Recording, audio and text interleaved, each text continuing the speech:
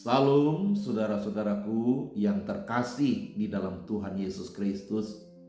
Dimanapun saudara berada, kita kembali berjumpa dalam program Lawatan Hati. Kali ini kita memasuki episode yang ke-310 dengan tema nyanyian pengharapan. Tidak terasa saudara-saudara, kita sudah memasuki minggu Advent yang ketiga. Masa penantian yang penuh pengharapan tentunya ya. Tapi apakah kita menanti atau melewati masa-masa penantian ini, masa Advent ini dengan penuh pengharapan? Ataukah kita menantinya dengan penuh kecemasan, kekhawatiran, dan ketakutan? Saya mau membaca satu bagian ayat firman Tuhan di dalam Lukas pasal 2 ayat 25.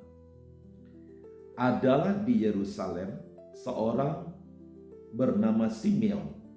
Ia seorang yang benar dan saleh, yang menantikan penghiburan bagi Israel, dan Roh Kudus ada di atasnya.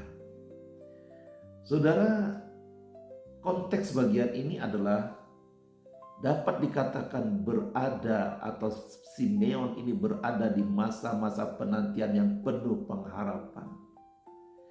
Ada satu hal penting yang kita perlu perhatikan.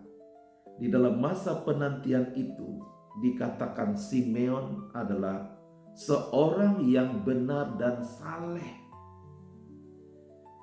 Penghayatan seorang yang benar dan saleh ini di masa penantian yang penuh pengharapan berarti hidupnya diisi dengan sesuatu yang berkenan di hadapan Allah dan memuliakan Allah. Dia berusaha untuk hidupnya tidak dikuasai oleh kekhawatiran, kegentaran, ketakutan, dan lain sebagainya, tetapi diisi dengan hidup yang dekat dengan Allah, dengan kesalehan dan hidup benar di hadapan Allah.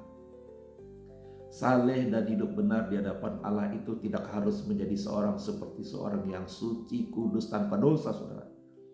Tetapi saleh dan hidup benar di hadapan Allah itu ditunjukkan bagaimana kita hidup berkenan di hadapan Tuhan, mempercayakan Tuhan, tidak dikuasai kekhawatiran, tidak dikuasai kecemasan.